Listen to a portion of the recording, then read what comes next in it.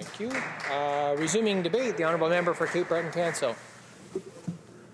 Thanks very much, Mr. Speaker. And I, too, am very excited about being able to join in this debate. We do have the world's largest fiddle in Cape Breton at the waterfront in Sydney.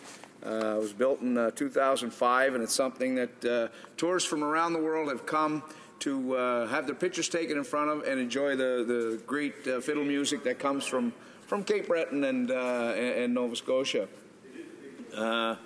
Speaker, I'm happy our party, most in our party, are supporting this bill because I think it's significant. It's something to be celebrated, and I think it keeps that tradition, proud tradition of the fiddle, out front, because we can't always take it for granted. There's a great story that's part of the history and that's told from generation to generation back in Mabo, which is really the epicenter, the cultural sort of soul of Cape Breton and the Celtic spirit in Cape Breton. And they talk about Father Kenneth MacDonald, who served as the parish priest back in 1860 and for a number of years. And he wasn't a big fan of the fiddle. He wasn't a big fan of a lot of things, dancing and libations and all that it took. So he thought that the fiddle was a bit of an evil. So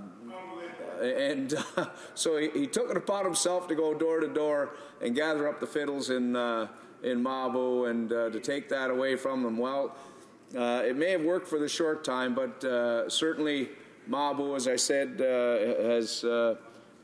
is really seen as the focal point of not just fiddling. We're all very much aware of the Rankin family. A great fiddler with the Rankin family, John Morris Rankin. It really becomes a mecca, especially during the Celtic Colours Festival that we host every fall.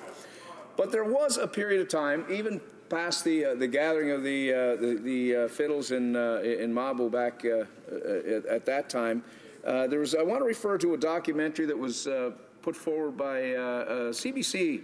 Ran a documentary in 1972 called "The Vanishing Cape Breton Fiddler."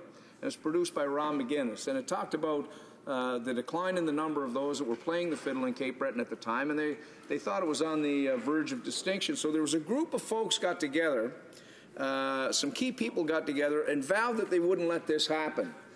Frankie McGuinness from Craignish, Father Eugene Morris from Mabo, Bert McIntyre from Waikagama, Archie Neil Chisholm, Father Janangus Rankin, who was really one of the real driving forces behind it, Rod Chisholm, Judge Hugh J. McPherson, Anne-Marie MacDonald, Jeanette Beaton, Joey Beaton, Ray MacDonald, and this group got together and they said, we can't let this happen. We just can't let fiddle music die in Cape Breton. So they embarked on a plan where they were going to pull together a group, an organization. So from that was born the Cape Breton Fiddlers Association. The Fiddlers Association, a lot of it under the guidance of my good friend Betty Ann Matheson, but the Fiddlers Association, year after year, puts on the major festival at the Gaelic College in St. Anne's, Cape Breton, which draws thousands of people to come and hundreds of fiddlers to come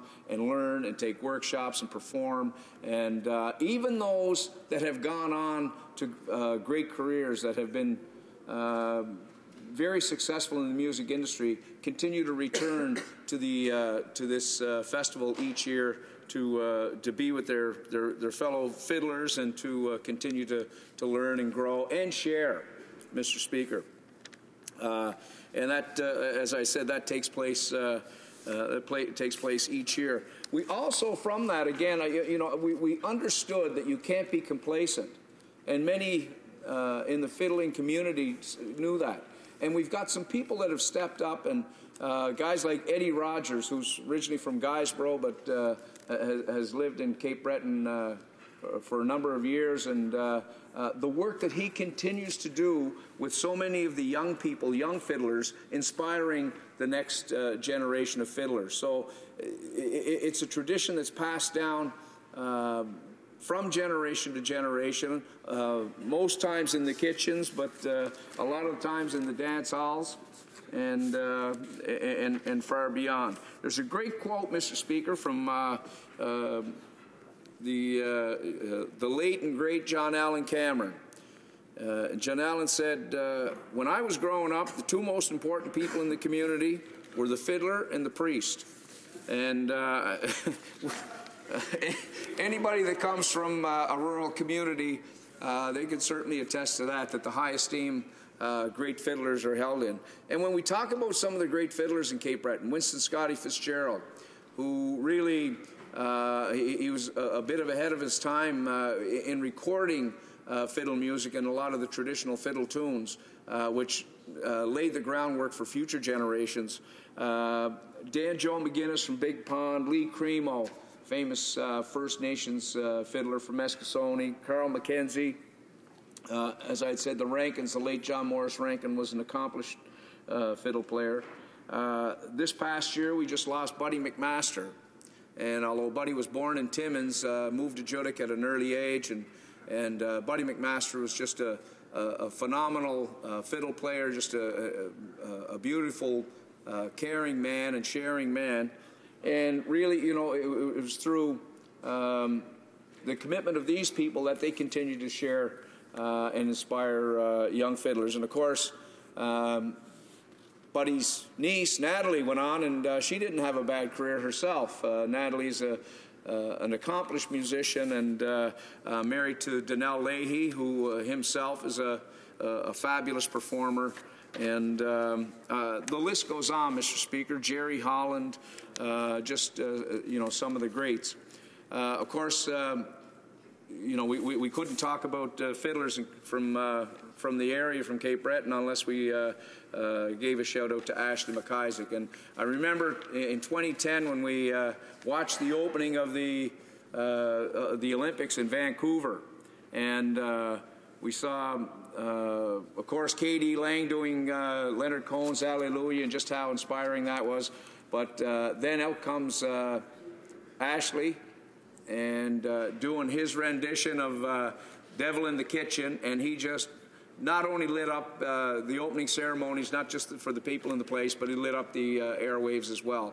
And I had the great opportunity to see both Ashley and his cousin Wendy McIsaac perform at the Celtic Colours opening gala just early in October, and it was an incredible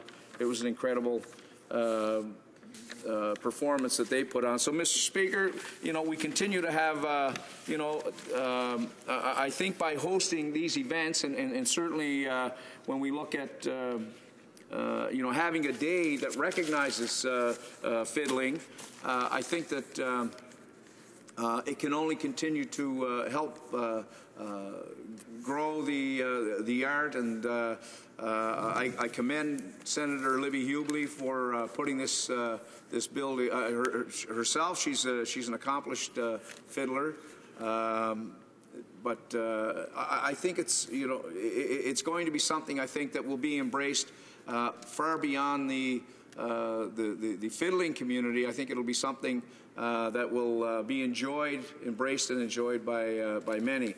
Certainly, when you look at the impact, when you look at the impact of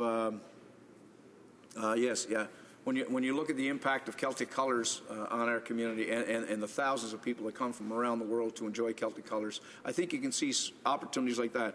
I was warned by a good friend of mine, I can't be talking about fiddlers unless we give a shout out to the Hilda Chessons and the Dougie McPhees and the Teresa McNeils, you know, the Billy McPhees. These are, you know, it's like the pitcher and the catcher. You got to have a piano player too. So, you know, we had to give a shout out to the piano player. So I don't know if there's going to be a piano players bill coming forward. And Rodney, our former premier and great friend who runs the Gaelic College now, is buddy Glenn Graham, Rodney McDonald, and in Cape Breton it's just Rodney. It's like Elvis. So you don't even need the last name. Mr. Speaker, I'm happy to speak on this, and I want to commend the senator for bringing this bill forward. Thank you.